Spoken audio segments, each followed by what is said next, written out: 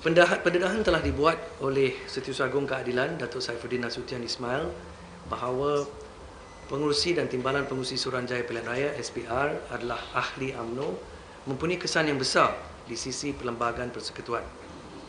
Bukti yang dikemukakan oleh Datuk Saifuddin Nasution mengenai keanggotaan Tan Sri Abdul Aziz Yusof di bahagian UMNO Ampang sehingga kini tidak disanggah. Ini penting, ya, tidak disanggah sampai sekarang. Timbalannya, Datuk Wan Ahmad Wan Omar pula mengaku secara terbuka beliau pernah menjadi ahli UMNO. Sejak pendedahan dibuat 2 minggu lalu, kedua-dua mereka tidak pernah menyatakan bahawa mereka telah membatalkan keanggotaan mereka. Ini ada kesan besar dari sisi undang-undang dan inilah yang kita akan terangkan sekarang. Peruntukan Perlembagaan Persekutuan mengenai pelantikan dan keanggotaan SPR adalah jelas seperti termaktub di perkara 114 terutamanya fasal 2 dan fasal 4A seperti berikut.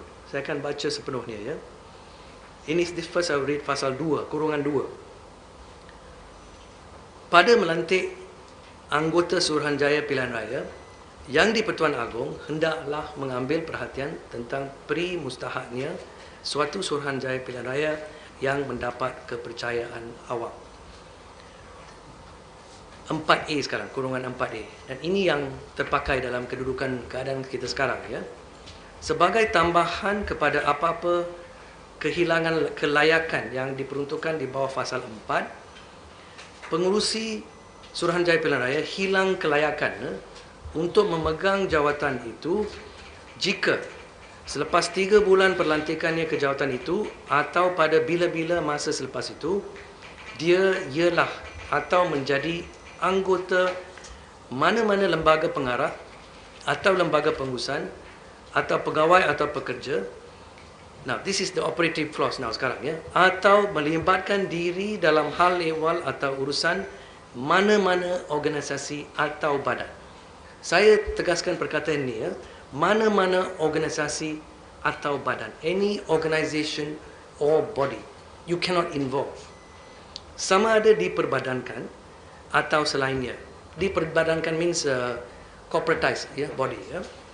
Atau mana-mana pengusahaan komersial, perindustrian atau pengusahaan lain. Sama ada atau tidak dia menerima apa-apa saraan, hadiah, untung atau faedah daripada dia.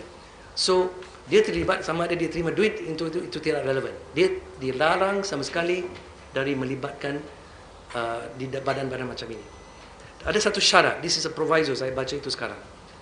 Dengan syarat bahawa kehilangan kelayakan itu tidaklah terpakai jika organisasi atau badan itu menjalankan apa-apa kerja kebajikan.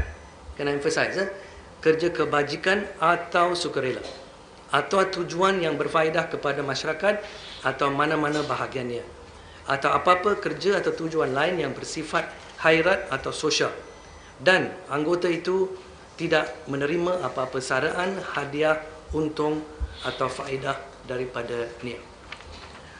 So, jadi ada pengecualian, there's an exception untuk badan-badan kebajikan sukarela and social organization yang atau tujuan yang berfaedah kepada masyarakat atau mana-mana bahagiannya. But UMNO is not. Nah. Exactly. That's why nak terangkan. Dari segi undang-undang, ya, apakah tafsiran pada fasal ini? Kita baca, akan dibaca macam ini. The defining clause is kebajikan dan sukarela. So the other one is more general. Tujuan yang berfaedah kepada masyarakat akan dibaca dengan ini. So jelas, parti politik tidak masuk dalam kategori kebajikan. Tidak boleh, mustahil.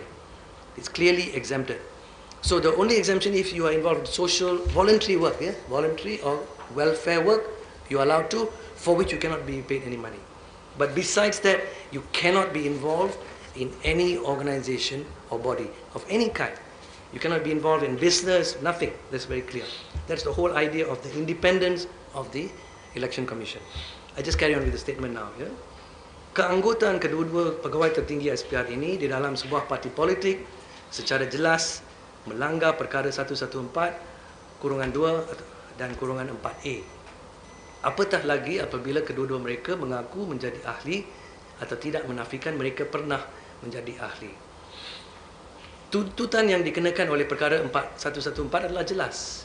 iaitu dalam masa 3 bulan dilantik kejawatan pengurusi atau timbalan pengurusi SPR, mereka perlu menarik diri daripada semua badan yang termaktub di bawah pasal 4A dengan membatalkan keahlian mereka. Sebagai pegawai tertinggi SPR, kecualian mereka tidak menyemak dan membatalkan keahlian parti politik adalah satu kesalahan besar yang melanggar peruntukan perlembagaan. Oleh yang demikian, keadilan akan memulakan tindakan bersesuaian dengan perlembagaan untuk memecat kedua-dua mereka daripada SPR. Mengikut peruntukan perlembagaan, sebuah tribunal perlu ditubuhkan untuk membicarakan kecuaian dan pelanggaran peruntukan perlembagaan seperti yang didakwa seterusnya, mengambil tindakan memecat kedua-duanya jika didapati bersalah. Keadilan akan menulis secara rasmi kepada Datuk Seri Najib Tun Razak sebagai Perdana Menteri bagi menggesa penubuhan tribunal ini. Surat rasmi akan diserahkan secara tangan ke Pejabat Perdana Menteri Khamis 10 Mei 2012 ini. Kita buat ini sebab proses di bawah perlembagaan adalah kuasa diberi kepada Perdana Menteri untuk menasihatkan, to advise, menasihatkan Yang di-Pertuan Agong supaya menubuhkan tribunal yang kita maksudkan ini.